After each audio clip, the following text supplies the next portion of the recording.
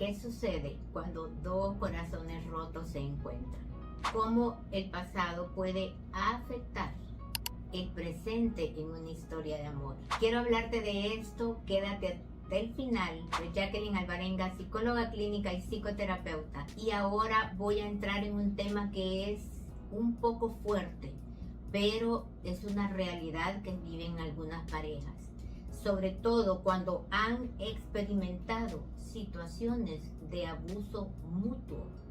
A ambos de pequeños sufrieron una situación de abuso infantil.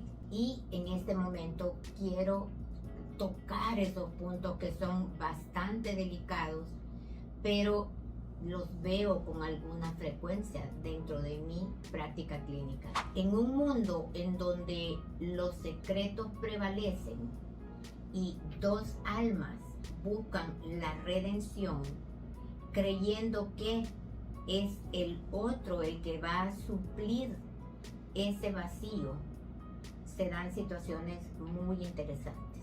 En el laberinto de esta vida, los amantes buscan respuesta. ¿Puede entonces el amor ser la llave para liberarlos? ¿Qué es lo que generalmente sucede en una situación en donde el niño o la niña ha experimentado abuso sexual? Lo primero que se genera es culpa. Y es una culpa que la vierten hacia sí mismos. Y este es un mecanismo que el cerebro utiliza para sobrevivir en un ambiente disfuncional. Es un mecanismo de defensa para cuidarse de esa inseguridad que se está percibiendo. Y estas parejas que a veces llegan a formalizar la relación, viven juntos, se casan, muchas veces no se han contado esto por el mismo miedo. ¿Qué va a pensar de mí? Sobre todo el hombre. ¿Qué va a pensar ella de mí si yo le cuento? Sin embargo, se empiezan a dar esas situaciones en donde, en lugar de amarse como lo habían soñado, se lastiman. Entonces, lo que uno ve así afuera es, bueno, lo normal es que culpen a los abusadores o que culpen a los padres por no haber cuidado de ellos, pero no sucede así. Y quizá no quisiera hablar yo de culpables, sino más bien responsables, porque bueno, el abusador sí es culpable, porque también tiene otro tipo de trastorno, el hecho de sentir poder a la hora de abusar de un niño que no puede defenderse o de una niña. Entonces, esto que de culparse a sí mismo es una estrategia de sobrevivencia, pero desadaptativa en el entorno en donde están viviendo. Y por eso es bien importante que las parejas busquen ayuda, porque cuando al fin que se están dañando demasiado y en un momento determinado se confiesan lo que han vivido, a veces lo hacen desde antes, pero en el momento en que esto suceda, lo puede llevar a esa vergüenza y lastimarse más. Cuando lo esperado no sería eso, porque lo que cada uno está deseando del otro o esperando del otro es apoyo, un apoyo incondicional. Pero ¿cómo lo va a hacer el otro si lo ignora? Entonces, comprender la necesidad de sanar es vital. Fíjense que en un estudio que hizo la UNICEF recientemente, dice que 2 de cada 3 niños sufren de abuso dentro del hogar, abuso sexual.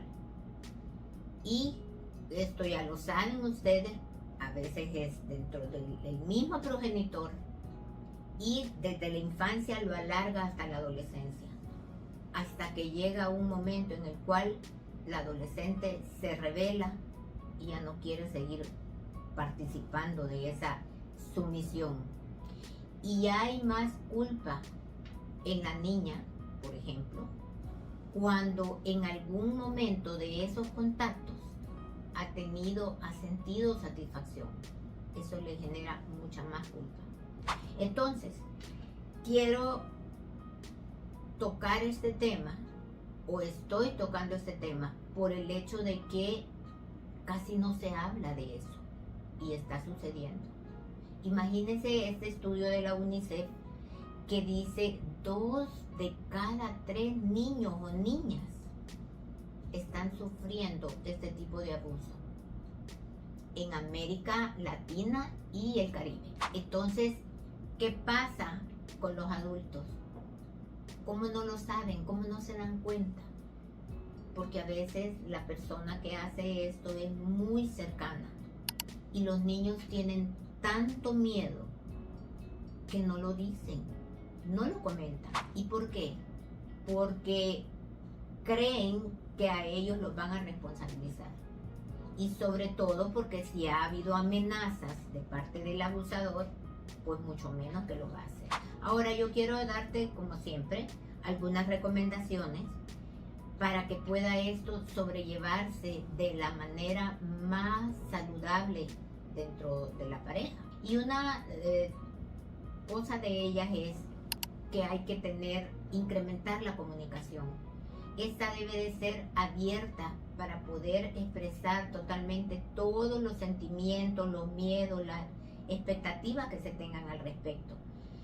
Y tener entre sí una escucha empática y activa, es decir, saber escuchar, sin juzgar, sin emitir ningún juicio, porque cuando estos se cruzan, han sido los dos, es mucho más necesario este tipo de cosas.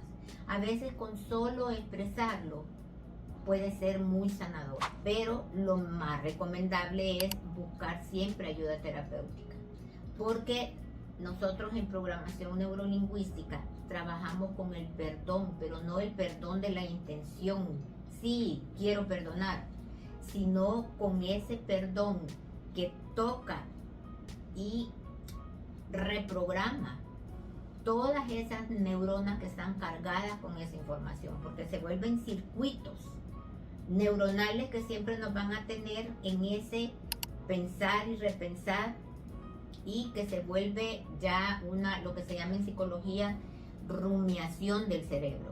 Otro factor que es muy importante es tener paciencia y compasión entre sí, o cuando solo es uno con el otro. ¿Por qué? Los procesos para sanar no son instantáneos. Se requiere paciencia para poder ir poco a poco saliendo de esta situación. Y la compasión, porque esto hace que yo pueda tener mi alma, mi corazón se abra para poder comprender lo que el otro está pasando, y así cuando también es muy necesario la paciencia y la compasión. Otro factor que también es importante, que siempre lo menciono cada vez que puedo, porque es importante por la autoestima, el respeto mutuo, es el poder establecer esas delimitaciones entre lo que puede o no afectar. Decir no en el momento que se siente una invasión, tal vez, o una forma de juzgar. Poder decir no, para que así ambos sientan ese apoyo y esa compenetración, para que ese sueño de cuando se enamoraron pueda perdurar en el tiempo. Así es que, sin más, quiero decirte que si conoces a alguien que esté pasando por una situación así, pues les puedas mencionar algunas de estas recomendaciones, o de ser posible, reenvíale este video. Pero sobre todo, me encantaría conocer tu opinión, que compartas tus pensamientos a través de la caja de comentarios, y que le des un like, sobre todo porque necesitamos dar a conocer esto a más personas, para que le pongan cuidado para que no pasen toda la vida callando cuando esto es necesario trabajar. Es que soy Jacqueline Alvarenga, psicóloga clínica, y te espero en mis próximos videos.